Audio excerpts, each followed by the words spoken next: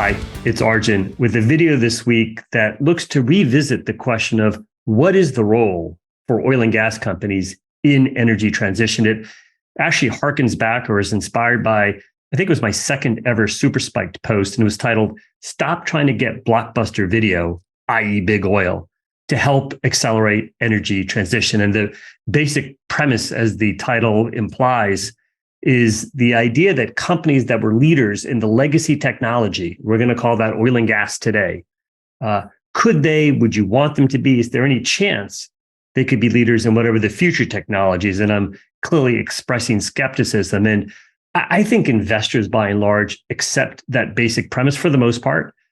The questions really come from policymakers, from some companies as well, as to should companies be spending more on low carbon? Should they be paying as much in dividends? All these kind of questions I want to get into in today's video. So I've got a handful of slides, as I usually do. I think that the heart of the issue is this question of, are oil and gas companies spending too much on oil and gas CAPEX, not enough on low carbon CAPEX, and are they paying too much in dividends and stock buybacks? And I think if I was to paraphrase some of the policy folk out there, some of those that are most passionate about climate, should a lot, or at least some of the dividends, and should some of the oil and gas CAPEX instead go into low carbon CAPEX? And, I'll address this in a few different ways. I think first is a little bit of a reminder of why companies spend on CAPEX in the first place. And that is to be in a position to generate profits over the long run. This is the only reason that companies actually exist in the first place. It is to generate profits for investors. There's a lot that goes into it. Some of what goes into it falls under those ESG types of buckets. Do you have good governance? Does your management team and board reflect a variety of different viewpoints to help decision-making? Do you care about the safety and health of your assets and your employees, such that the assets and the employees are in a position to help generate profits? It all is part of the mosaic. But the basic premise of any company, make no mistake, and thank goodness this is the case, is to generate profits for its investors. That's why they spend capital. And so as an investor, you're typically going to have the most confident that a company that's demonstrated expertise in a particular area, let's take the oil companies as an example. If you're a Permian Basin pure play, if you're an oil sands company, if you're a deep water explorer, and if you've demonstrated success, investors will often believe that that is your area of expertise. Now, perhaps you can add skill sets, perhaps you can look at diversification. I'll get to that in a second. But by and large, people can have the most confidence that you should stick to what you know best. The basic idea, again, though, isn't to satisfy necessarily some broad social goal. It is for companies to be profitable. Now, this question of diversification, what's the role of it? I think I've shown in a lot of my work that for companies that are able to outperform the S&P 500, which I would call one of the core goals of a publicly traded company, over 5, but especially 10 and 20 years, they're probably going to be diversified. If you're a single basin player, I'm going to just keep sticking with oil and gas terminology here. Oftentimes there's a shelf life to how much tier one inventory, how much best-in-class inventory you have. There's inevitably and invariably a need that if you don't sell yourselves in an M&A deal to capitalize on what you created in your specific basin, you're going to ultimately need to or want to diversify in some manner, either joining up with someone else or acquiring or adding skill set to yourself. So there is an inherent, I would say, goal even to ultimately diversify if you want to be a long-term outperformer measured over multi-decadal type timeframes, which is entirely possible. We saw it historically with legacy Exxon and legacy Royal Dutch Shell over a century, significant outperformance. They obviously were never single basin players or single asset type companies. I think the question still arises as to whether the expertise can be gained in the low carbon business. And if even you'd want that expertise, what is the pathway for scale up? What is the pathway for profitability without massive subsidies? And those are all still big questions that I think investors are still skeptical of. As far as dividends and stock buybacks goes, this is an outcome of the investment process. So any company is going to invest in all of their best-in-class, low-cost projects that they can reasonably do in a given year. So you might have a whole bunch of locations.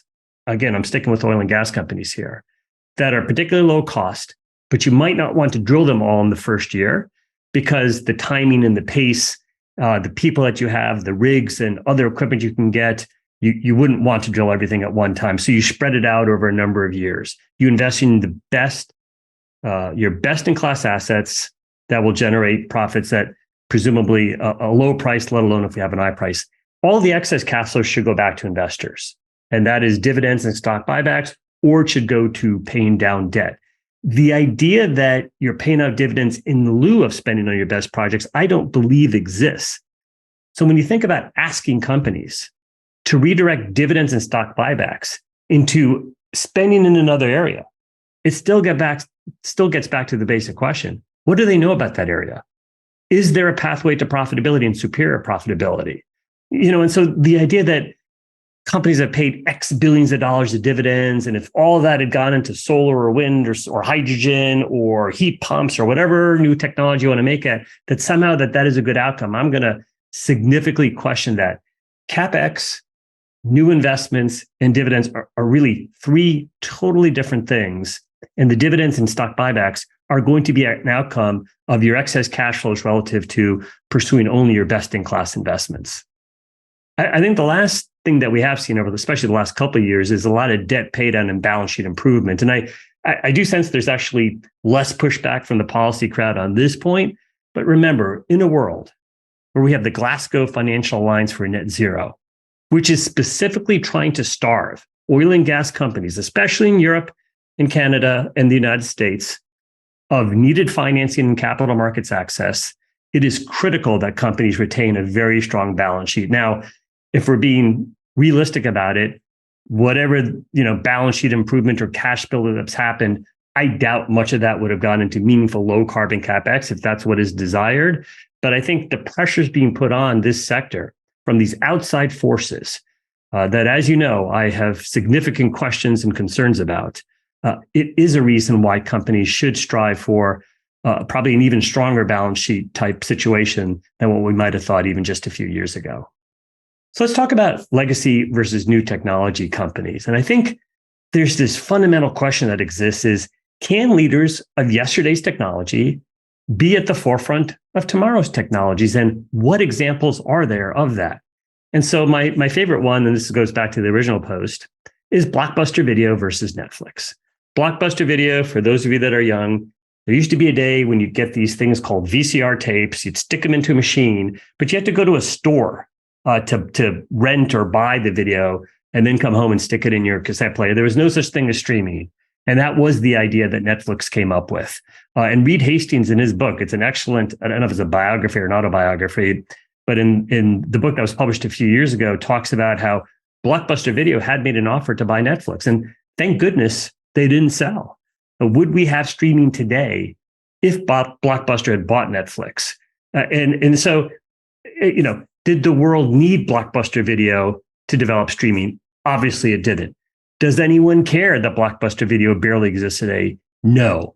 And so you can say this is a narrow example. It's not a societal issue like climate and so forth.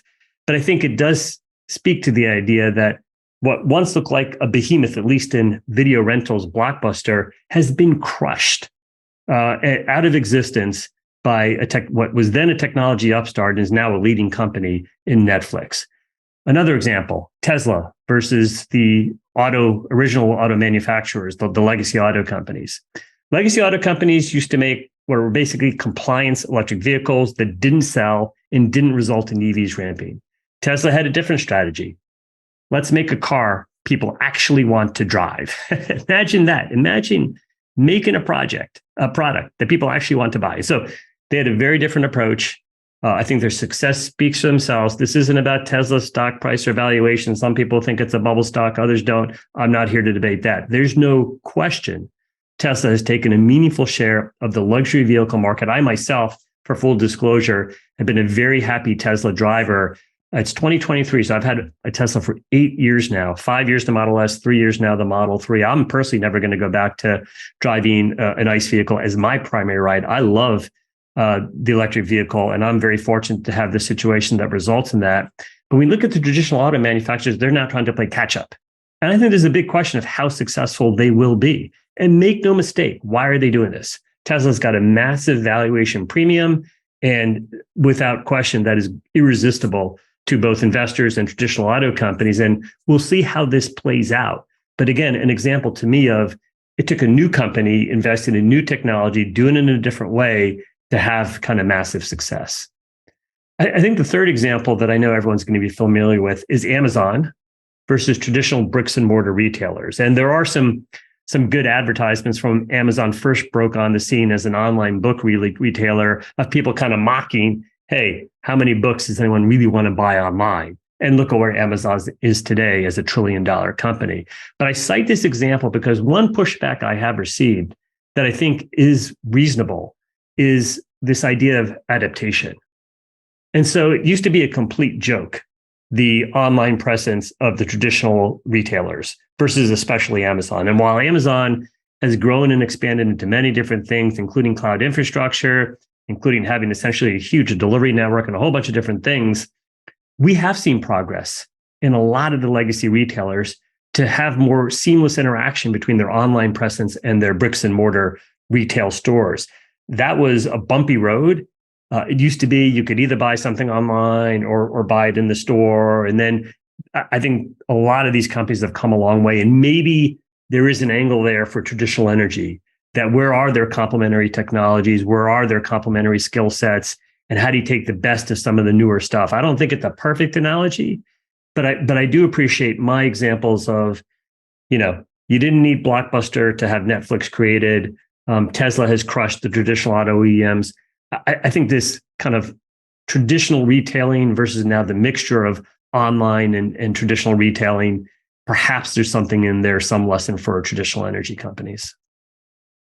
So let's talk about some of the new energy opportunities. And I think when you look at the universe of companies in the traditional space, there are some logical extensions. So if you're a downstream company, I get why so many of them are pursuing renewable diesel, especially if it's an older plant that might have been not so cost competitive or is going to require a lot of upgrades. Clearly, there's a low carbon fuels tax credit that enables all those economics in the first place. Make no mistake about that. But it is an example to me of a logical extension. I think there are a handful of companies pursuing carbon capture. Exxon and Oxy are two of the more prominent ones.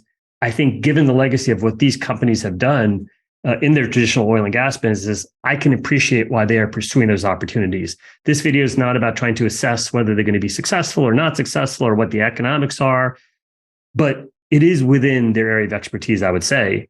And so I respect the fact that those are logical business extensions for those companies. I think the other big question to ask is, there is going to be a lot of growth in a lot of different areas. I mean, even for someone like myself, who believes crude oil, natural gas, and for that matter, even coal demand is going to grow for the foreseeable future, there's no doubt all these newer areas are going to grow very quickly as well. I think EV sales are going to grow a lot. I don't think they're on track to be 100% of sales by 2035 or whatever the hockey stick forecasts imply, but I do think on an absolute basis, they will grow a lot. Heat pumps will grow, solar will grow, wind will grow, a whole bunch of different things are going to grow. The question is, the timing for things like hydrogen and other things, and even some of those other areas to scale up, and the kind of profits you can generate, I think are still very uncertain in a lot of these newer areas. And so that is a big risk in engaging with a lot of new energy areas. And I think it a little bit boils down to how much confidence do you have in crude oil and natural gas demand being likely to grow for the foreseeable future versus potentially being either complemented by new technologies, which is what I think will be the case, versus being replaced, of which I'm very skeptical of. If you're more in the replacement category, perhaps you give some of these things more of a chance. It's not my view, and I think the math on replacement is pretty daunting. What I do find intriguing, and I suspect this will get some pushback from investors, is the idea of new energies as kind of a component of your exploration program. So if we think something could be sizable, you classically see this in oil exploration. I'm going to go invest in some deep water province because I think there could be a whole bunch of oil there. And maybe there is, or maybe there isn't if you have dry holes. In many respects, I'd call new energies as kind of the new form of exploration. I think we do need traditional exploration in oil and gas basins. But again, that's probably for another video. But for companies saying some handful of percents of our CAPEX program is going to either go directly into these areas or get invested through some sort of venture capital fund or opportunity, that to me does have some logic to it. I do think there's a chance you could have a lot of growth in a bunch of areas. So why, as a company, wouldn't you want to at least figure out some way to get exposure, perhaps not through direct involvement? Again, perhaps it's through a fund structure or venture capital division that you have. And again, I'm mostly talking about larger companies here. New energies as a component of exploration does have some logic to me. So we still have the question of, okay, Arjun, if you're skeptical that oil and gas companies either can or should be leaders or can or should be investing meaningful quantities of CAPEX into low carbon, if you're skeptical of that, what is their responsibility when it comes to the environment and climate? And I'd say, first and foremost, health, safety, and the environment, traditional focus by just about all oil companies, is the paramount, should be the paramount environmental, and for that matter, ESG focus for them. Do you run your operation safely? Do you keep your people safe?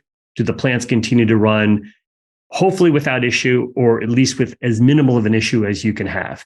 That to me is both a moral and an environmental and health responsibility that all oil companies have. And frankly, I believe most of them try their best and have sincere practices and policies to pursue. And I still say that is the number one objective. I do think from a societal standpoint and from perhaps an increasingly regulatory standpoint, all companies in all sectors are going to have to deal with their scope 1 emissions. And I think on this particular metric, there are actually some, encouraging progress being made. I think if you really look through kind of the scope 1 reduction plans, especially I'll call it the intermediate term targets of 2030 or 2035, I think there's some pretty credible reduction plans going on. Beyond that, some stuff is going to, I think most companies, very few companies are totally sure of how you can get to 100% elimination of scope 1, but there's going to be a decent amount of progress, 50, 60% type reductions, within the next decade or so. I have no issue with holding companies accountable for the scope 1 emissions that they directly produce. I think for oil and gas companies, they have a unique responsibility to contribute to net, I think you'd call it near zero methane flaring, leaking vents. I've talked about this elsewhere. Perhaps there is a role there to help other countries that are frankly more problematic. I'm thinking of some of the former Soviet Union republics, there are other parts of the world, perhaps even the Middle East. Perhaps there's a role for companies to be helpful in sharing technologies and best practices. We've come a long way. I think where we are right now is we still need to iron out some of the regulatory and legal issues around this topic. There is a lack of trust between companies and regulators and all these kind of things that are, kind of serious issues that we're going to need to figure out. But this basic topic of near zero methane leaks and flaring, that is something that I think is their responsibility. And, lastly, I just say, especially in the US and perhaps Canada, how can existing oil and gas companies contribute to solving these issues with orphan wells, where I think there's not legal liability anymore. It probably is legally, the liability resides with the taxpayer if the offending company is long since bankrupt or no longer in existence. But this to me strikes me as kind of an industry issue that we should try and help figure out what are the solutions here. If I could pick one thing that oil and gas companies can do to help climate and the environment, it is to produce all the oil and gas that the world continues to need to support economic growth and improve the living standards for citizens around the world. And now I'm talking specifically about especially US as well as Canadian, hopefully European oil and gas companies. They are critical to energy security, reliability, and ensuring that we are not overly dependent on countries outside of the US, Canada, and Europe. Some of those countries are fine. Some of those countries are not so fine. Why would anyone want to be dependent on countries that don't necessarily share all of our values, that are showing they want to go it alone? I don't blame them for wanting to go it alone, but I think there's a lot of good reasons to continue to support US, Canadian, and European oil and gas companies to help the world meet its energy needs. And without them, I think it's going to be a lot more problematic. So I'd like to end this video on a personal note. Well, we're getting back into the heart of golf season. This past weekend, Memorial Day, was our club's major member tournament. It's 5 rounds of 9. And my partner and I, it's a former fellow Goldman retiree, and we kind of, a lot of the weekday golf comes with him. We are classically in that sort of median handicap flight. So I'm usually a 9 or 10 for this tournament, at least the last couple of years. My partner Tom's been anywhere from 12 to 14. You add it up, and we're right there in that median flight. And it's particularly interesting are how people think about their handicaps. This to me should be a mathematical calculation. In the same way, return on capital is a mathematical calculation, and that there's a truth to full cycle profitability relative to individual well economics. I think things like the levelized cost of energy, there's a lot of manipulation of these stats versus trying to reflect all the attributes that goes into having a healthy power grid, as an example. And this same thing we see in people's golf handicap index. So when you're a mid-handicapper, I find people tend to fall into kind of two buckets in terms of maybe not being quite as correct in their GIN calculation. You either get people who are kind of 13 to 15 handicaps who take, when they're playing just a normal round, a double bogey irrespective of what they shot. Now, there's such a thing as a max score you can take on an individual hole. It's actually net double bogey, not double bogey. And if you're like a 15 handicap, what that means is the worst score you can have on a particular hole is probably 3 over par. And what happens is their handicaps are somewhat understated, and they're therefore not getting as many strokes as they should in these handicap tournaments. At the other end, you get people with these 7, 8 handicaps who they're happy to be single digit, and they do everything in their power to retain a single digit handicap, which means they don't input all their scores. We'll call it a vanity handicap. In their case, they're giving away too many strokes. And when you play in the median flight, and we've either been 10 of 20 or 11 of 20 the last 3 years, you get a lot of people who are kind of either that 13, 14 that really should be 16, 17, or the people that are frankly, 7, 8, or 9 that probably are really 9, 10, or 11. Both Tom and I know neither of us are professional athletes. I like to think I do an okay job analyzing the oil sector. I love golf as a hobby. But the idea that you should try and manipulate your handicap for vanity purposes or otherwise, I don't get that. The numbers are the numbers. I'm going to have some good rounds and I'm going to have some bad rounds. My handicap this year has gone from 7.6 to I think I'm at a soft cap of 10.7. I need to get out and practice a little bit. But you see it in these handicap tournaments. And I will say, and I think we're quite proud of this, we have won our flight the last 2 years. We tend to putt out. We tend to track our scores accurately. I don't think my handicap should be higher or lower. It should be the number that it is. And much like an analysis of corporate level returns on capital versus project economics, I don't know. I really don't know why it's so hard to not just look at the numbers. Anyway, that's it. And we'll see you next week.